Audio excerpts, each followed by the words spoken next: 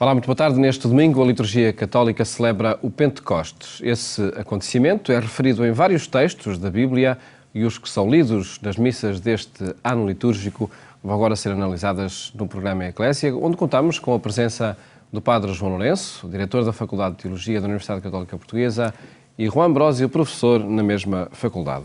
Muito boa tarde e obrigado por estarem neste programa.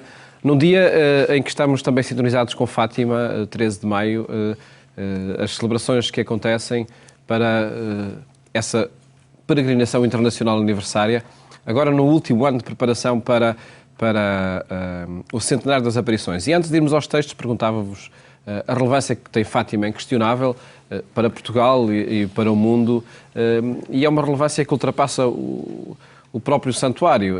É uma relevância que acontece também no dinamismo das comunidades paroquiais, por aquilo que se vai testemunhando, até na dinamização do mês de maio, não é? Sim, eu acho que quer seja uma pessoa muito crente, pouco crente ou até indiferente, o fenómeno, o acontecimento, mais do que o fenómeno, o acontecimento de Fátima não é um acontecimento qualquer. É um acontecimento que marcou a história de Portugal e, através da história, como se referiu, como se viu, pelo menos nos últimos pontificados, Fátima teve ecos e, de forma direta ou indireta, marcou um pouco o ritmo da história contemporânea. Não é fácil quantificar essa importância aritmeticamente, mas também não é negável. E naquilo que diz respeito a Portugal, creio que podíamos distinguir duas coisas.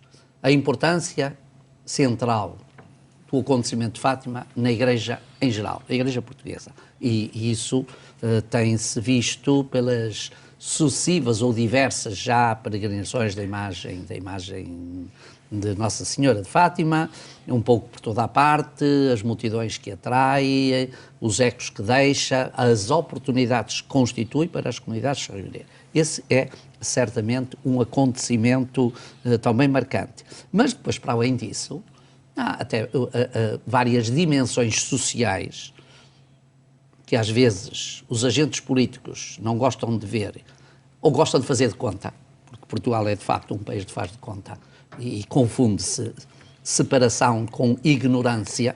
A separação em Portugal é mais ou menos sinónimo de ignorância, porque a separação significa apenas a necessidade de não intervir nas dinâmicas internas de cada instituição. A Igreja não tem que intervir nas dinâmicas internas do Estado e o Estado não tem que intervir. Mas desde aí até ignorar ou fazer de conta que se ignora, fazendo orelhas quase de animais, de marcador, não é? De mercador ou, enfim, de outros animais, é de facto uma aberração na história portuguesa. Porque Fátima centra muito daquilo que são as dinâmicas. Basta ver as multidões que ocorrem e não podem invocá-las por falta de cultura. Porque em Portugal, de facto, se definem as pessoas, cultura ou não cultura, pela revelação religiosa. Mas não as definem, por isso, para os impostos. Era importante que o acontecimento e os portugueses tenham brio do acontecimento que marca e que centraliza, vendo as multidões, não apenas nacionais, mas internacionais, de que ocorrem a Fátima. E Fátima é um fenómeno também cultural. Não é um fenómeno cultural feito à medida daquilo que falávamos no domingo anterior, das dinâmicas das comunicações sociais modernas. Mas é um fenómeno com uma marca cultural muito significativa. Os primeiros textos das narrativas, dos inquéritos, dos processos publicados em edição crítica são fantásticos. São textos muito ricos e muito representativos de um tempo. Falam da história daquele tempo. Falam da história daquele tempo. Como qualquer historiador que seja sério e que não esteja marcado por princípios obtusos e retrógrados, há de reconhecer que o fenómeno religioso é importante em qualquer época da história. Só, de facto, os obtusos e os retrógrados é que não reconhecem isso, porque o fenómeno religioso sempre foi um elemento dinamizador das culturas. Antes de ouvir o Dr. Juan também sobre este assunto, gostava ainda de perguntar, Padre João Lourenço, como diretor da Faculdade de Teologia, há também uma dimensão académica de investigação que progressivamente tem sido feita, em parceria também com a Faculdade de Teologia da Universidade Católica? Nós temos tido sempre essa preocupação, reforçada nos últimos anos através de um protocolo, que também fizemos com o Santuário, que comporta várias componentes. Umas têm sido melhor concretizadas, outras menos. Mas tem havido sempre na faculdade a preocupação de todos os semestres e, pelo menos todos os anos, haver alguns cursos ligados exatamente ao fenómeno de Fátima, para estudar quer a literatura existente, a documentação, que é muita, quer para estudar o impacto sociológico de Fátima na cultura e na presença portuguesa, quer para estudar também as preocupações de natureza pastoral. Além disso, eu queria dizer ainda uma outra coisa. Fátima tornou-se hoje, porque tem essas possibilidades, um dos centros que mais está a promover a cultura. Um centro de produção cultural Um em centro de diferentes produção âmbitos. cultural do melhor que há, melhor que qualquer outra fundação que anda toda a gente aí na boca, é para a qual os contribuintes fornecem os seus impostos forçados. Fátima fala com os dons, com a gratuidade das pessoas. Era preciso saber todo o manancial de obras que têm sido produzidas e que constitui hoje uma preocupação, é de facto uma riqueza nacional, e isso também traz mais-valias, traz riqueza nacional, que era importante de uma vez por todas acabarmos com estes preconceitos mesquinhos que existem ainda em parte em Portugal. Eu tenho de dizer isto porque acho que é assim mesmo. Eu não sei olhar para estas coisas de forma a fazer de conta. Embora haja muita gente na igreja que também faz um bocadinho de conta, mas eu não sei fazer de conta. E, portanto, acho que é importante dizê-lo, e Fátima orgulha-se disso. Nós, como entidade que nos associamos um bocadinho a isso, também nos orgulhamos muito de contribuir. E temos o desejo, e deixo aqui expresso, e as autoridades, os responsáveis de Fátima sabem isso, o desejo e eu diria quase a obrigação da faculdade, como ente que estuda, que se dedica ao aprofundamento das questões da fé, da pastoral, da história, da cultura religiosa, tem a obrigação também, tem o desejo e a obrigação de contribuir, e certamente contribuirá para que Fátima seja melhor isso. Os congressos que todos os anos, os simpósios e os congressos que todos os anos se realizam em Fátima, que atraem especialistas do melhor que há um pouco por toda a parte, ainda vai agora haver um no último domingo de junho, e todos os anos existem, o grande congresso que se está a preparar para a celebração do centenário é um manancial de cultura e é certamente um testemunho grande do qual nós temos muito brio e muito orgulho. Sr. Nelson Dom Juan. Eu gostaria de destacar, para além de todos estes elementos que são fundamentais, mas de destacar uma coisa que a mim me parece absolutamente central e que muitas vezes passa desapercebida.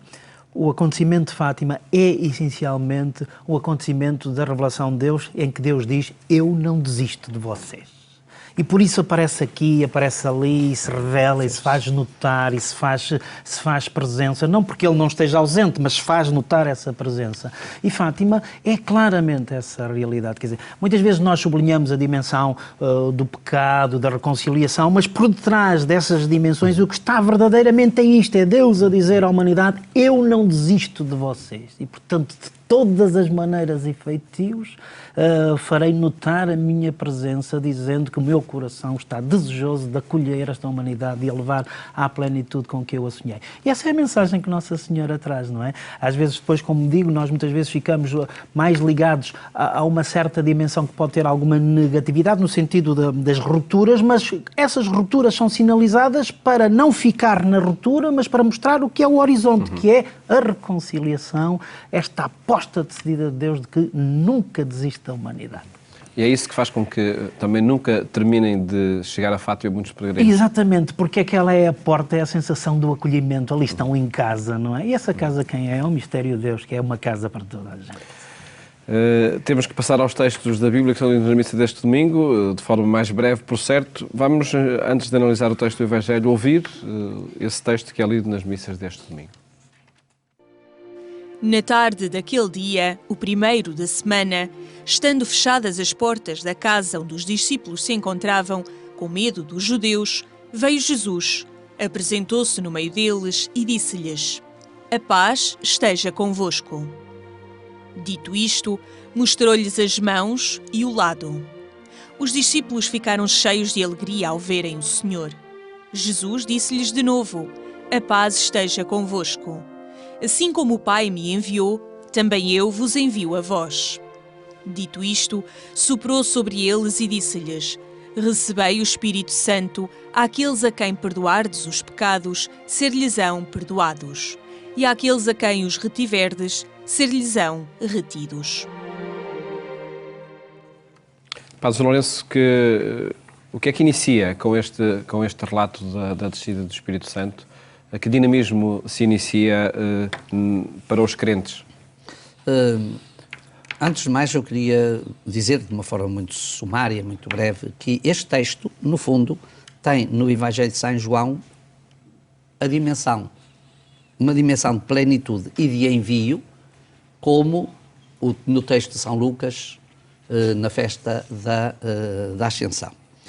E dito isto, queria dizer duas coisas. Este envio tem como finalidade construir a paz.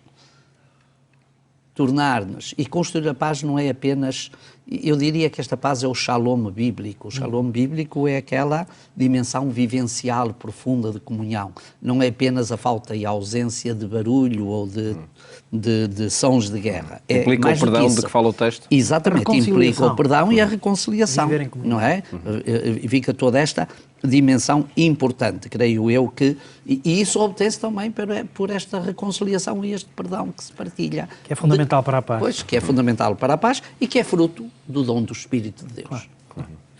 Da nossa ação, o que é que depende? Eu sublinharia aqui uma imagem que me parece deliciosa, que percorre toda a Sagrada Escritura, mas eu pontualizava, aqui diz, soprou sobre eles. Há um outro sopro no início dos textos da Sagrada Escritura, é o sopro da criação, não é? Quando Deus inalou no ser a sua própria vida e a vida que corre no ser humano. Ora, esse primeiro gesto criativo, esse primeiro sopro, conclui-se agora, ou seja, todo o projeto de Deus em Jesus Cristo ressuscitado é concluído em plenitude. E agora é o nosso tempo. E por isso, de novo, aqui esse sopro que podemos ligar a esse seu primeiro, ou seja, é de novo a criação, a recriação, levada agora à sua plenitude e como proposta a toda a gente.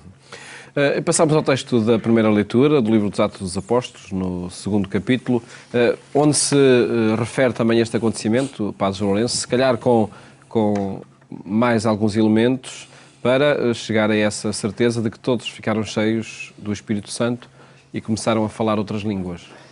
Este texto é um texto muito bem construído por Lucas, que é um artista no verdadeiro sentido da linguagem e da simbólica, e consegue, através de uma roupagem muito rica, mas profundamente bíblica, deixar aqui um episódio marcante para mostrar o quê?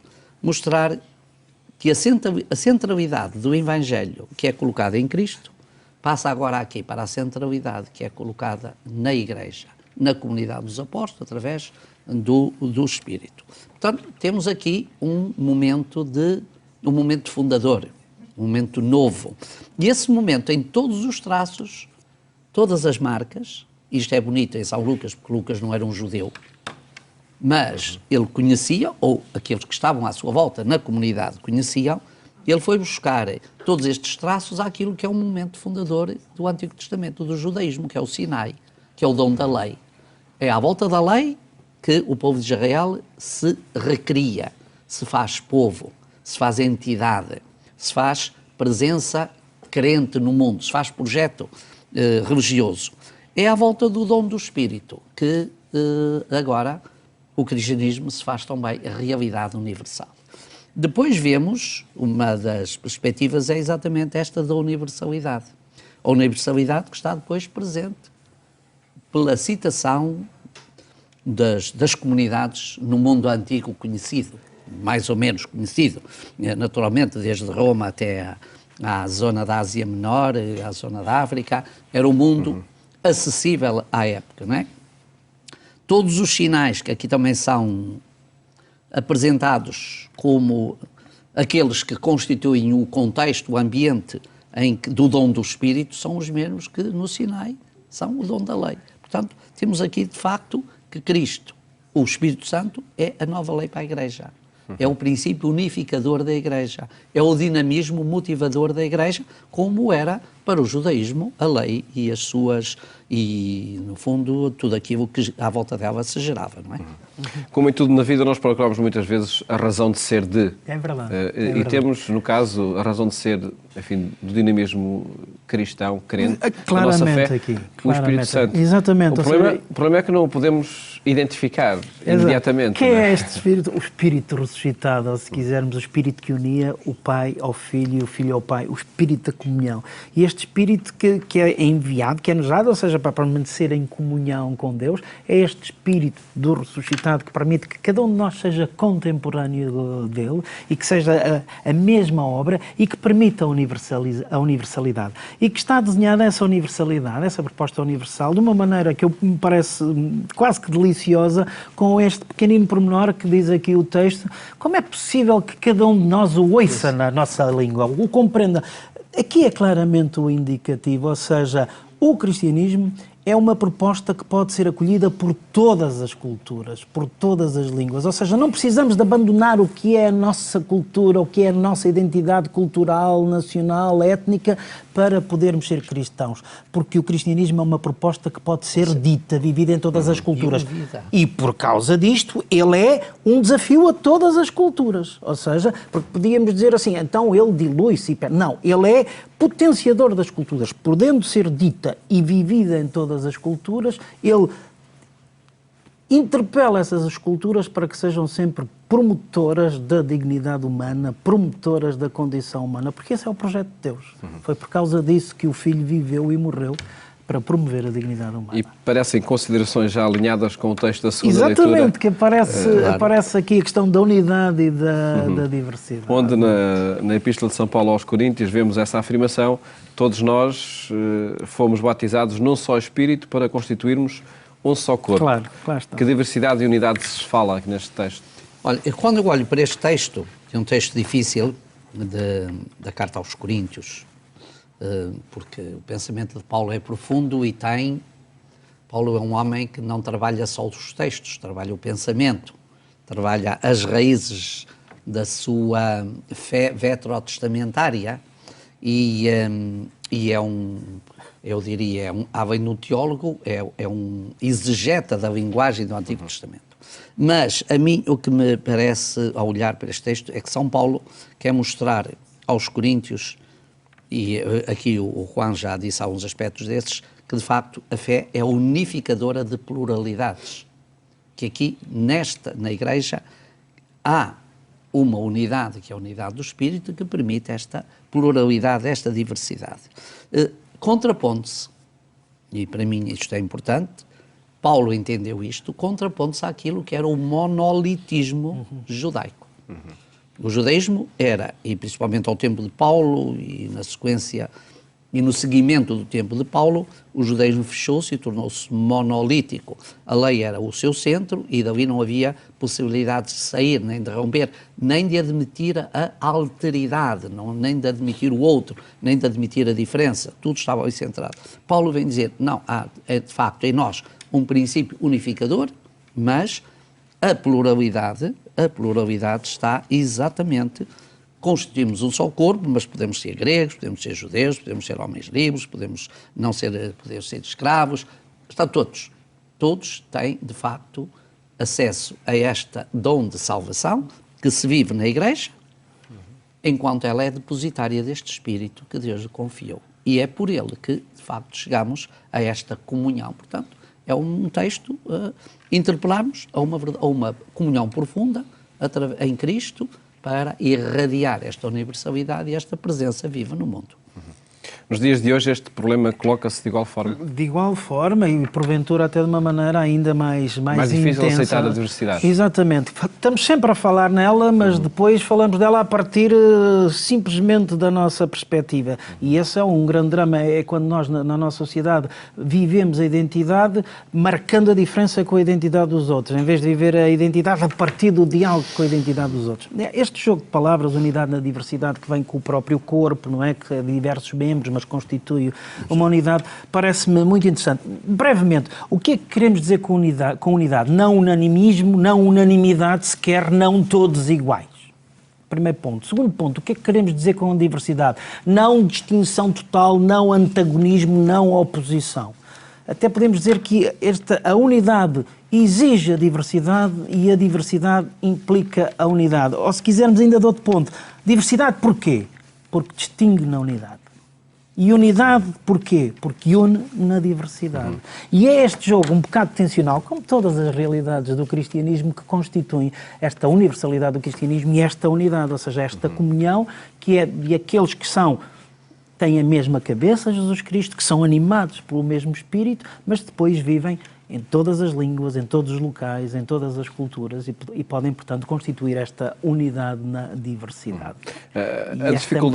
A dificuldade que existe nesse movimento e a respeitar esse movimento de unidade na diversidade existirá porque há uma descoberta frágil também do fator de união, que é o próprio batismo. Exatamente. Porque nós muitas vezes... Não sabemos o que nos une, será? Exatamente. E não vivemos o que nos une. E o que é a identidade base cristã é o batismo. E aí somos todos iguais. Iguais no sentido de não somos um só, todos repetidos, clones uns dos outros, não, mas iguais em dignidade, iguais no alvo do amor de Deus, iguais na missão que nos é pedida, ainda que ela se depois concretize de modo distinto. Distinguir essa unidade é que permitirá depois viver a diversidade dos carismas, dos ministérios,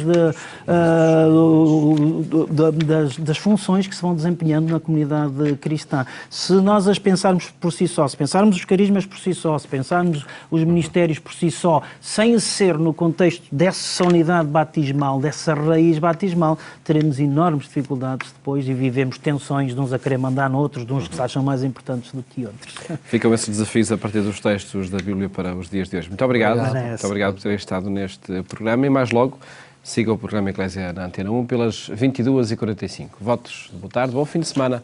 Até à próxima segunda-feira, se Deus quiser.